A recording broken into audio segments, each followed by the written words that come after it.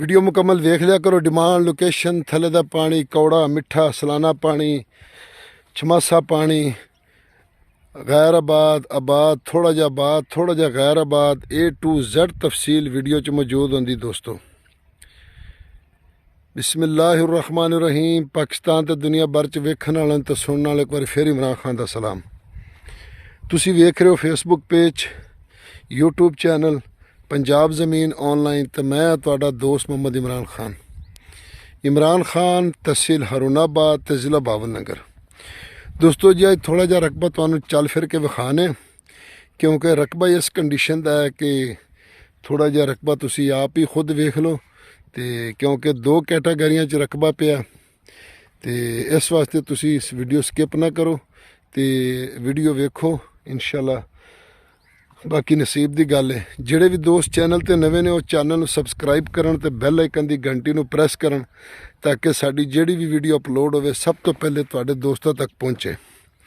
तो जिहड़े नवे साडे दोस्त ने वो आल वीडियो ते जाण ते उत्थे पुरानियां वीडियो वेखण आबाद गैर आबाद मुकम्मल गैर आबाद यानी 5 लाख तो रकबे शुरू होंदे ने ते जिन्ना गुड़ पाओ उन्ना मिठा।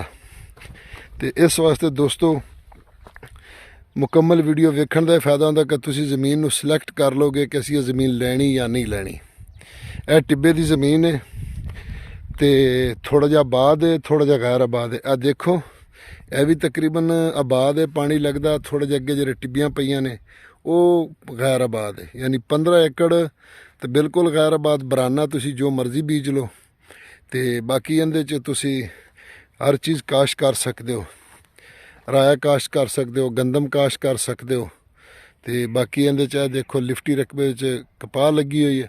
बाकी अगे रेड़वा पानी वाला पिया इस ज़मीन का इसे तो कहना कि तुसी अज वीडियो मुकम्मल वेख लो तो इहदे च अगर बाग लग्या जाए तो सोने तो सुहागा है।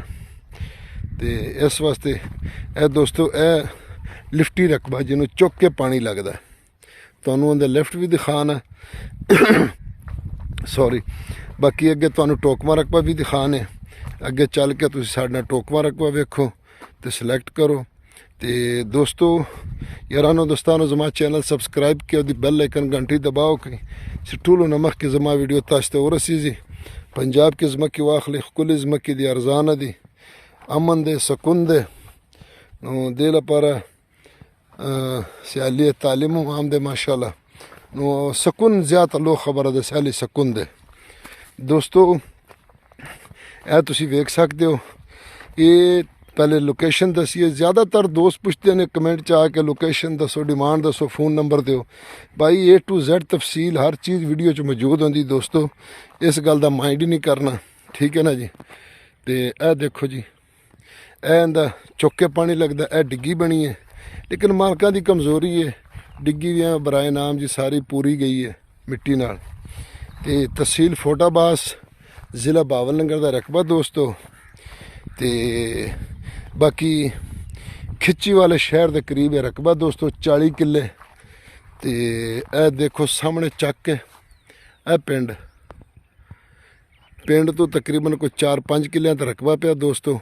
तो लिंक रोड ये चक दे विच आण के ख़त्म होंदा है तो मेन जिहड़ा हरुणाबाद तो फोटाबास रोड है वो इत्थों तकरीबन कोई 3 किलोमीटर या 3.5 किलोमीटर इन्ना का है। उहदे मेन रोड तो लिंक रोड आण के लुक रोड दे ए चक दे विच ख़त्म हो जाता तो चक दे नाल 5वें किले ते रकबा शुरू हो जाता है। तो सरकारी रस्ते का इधर भी फ्रंट है 3-4 एकड़ का 5 एकड़ का बल्कि इधर ज़्यादा है तो 6 एकड़ 5 एकड़ इस रोड का इस साइड कच्चे रस्ते का फ्रंट है।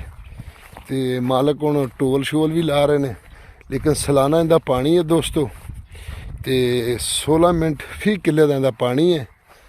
तो बाकी थले का पानी कौड़ा है क्योंकि यह जी डिग्गी की खुदाई वड्डी करनगे यह जिथे लिफ्ट लग्या इहदे नाल ही फिर टूबल बोर करनगे तो नलकियां वाला बोर वो फिर चूसदा बोर होंदा उतला पानी आंदा 30 फुट वाला वो पानी मिठा हो जाता तो यानी फसल नूं फुल गुजारा करेगा यानी सोका शोका नहीं आण देगा। डिग्गी जो वड्डी हो गई ना पानी स्टाक हो गया तो यह जिहड़े दे किले ने ये टोकवे ने वढवे ने इसलिए तुहानूं कहा सी कि वेखो। तो इहदे च एक अद्धा डेरा फ्री दूसरे दे च माल दे डारे बने ने वो फ्री उहदे कोई पैसे नहीं ਤੇ ਇਹਦਾ ਨਰਮਾ ਵੇਖੋ ਮਾਸ਼ਾਅੱਲਾ, ਕੱਦ ਕਾਟ ਵੇਖੋ। ਤੇ ਰਕਬਾ ਤਾਂ ਬਹੁਤ ਟਿੱਬੇ ਵਾਲਾ ਰਕਬਾ ਹੈ। ਹੁਣ ਅਸੀਂ ਐਵੇਂ ਸਾਡੇ ਤਾਰੀਫ ਕਰਨ ਵਾਲਾ ਤਾਂ ਕੋਈ ਮੋਤਮਿਨ ਹੁੰਦਾ, ਜਿਹੜਾ ਬੰਦਾ ਖੁਦ ਵੇਖੇਗਾ ਉਹ ਹੀ ਇਹਦੇ ਤੇ ਮੋਤਮਿਨ ਹੋਵੇਗਾ। ਦੇਖੋ ਜੀ ਇਹ ਫਲ ਲੱਗਿਆ ਸਾਰਾ, ਇਹ ਦੇਖੋ, ਤੇ ਇਹ ਸਾਰਾ ਹੀ ਫਲ ਲੱਗਿਆ।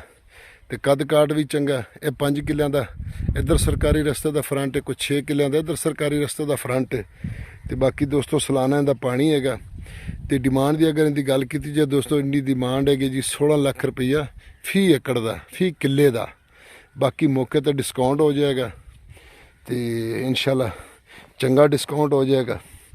ਤੇ ਅਗਰ ਕੋਈ ਦੋਸਤ ਖਰੀਦਣਾ ਚਾਹੇ ਤੇ ਆਣ ਕੇ ਖਰੀਦ ਲਓ। ਬਾਕੀ ਇਹ ਲਿਫਟੀ ਹੈਗਾ ਤੇ ਇੱਧਰ ਟੋਕਵਾ, ਇੱਧਰ ਆ ਕਿੱਲੇ ਵੀ ਟੋਕਵੇਂ ਨੇ। ਤੇ ਬਾਕੀ ਮਿਹਨਤ ਦੀ ਜ਼ਰੂਰਤ ਹੈ। ਅਗਰ ਇਸ ਰਕਬੇ ਤੇ ਬਾਗ ਲੱਗਿਆ ਜਾਵੇ ਨਾ, ਕੋਈ ਫਸਲ ਨਾ ਬੀਜੇ, ਸਿਰਫ ਬਾਗ ਬੀਜ ਦਿਓ। ਸਾਹਮਣੇ ਇੱਕ ਪਰਲੇ ਪਾਸੇ ਬਾਗ ਲੱਗੇ ਨੇ ਬਹੁਤ ਮਾਸ਼ਾਅੱਲਾ, ਉਹ ਇਹਦੇ ਨਾਲ ਵੀ ਉੱਚਾ ਰਕਬਾ ਹੈਗਾ।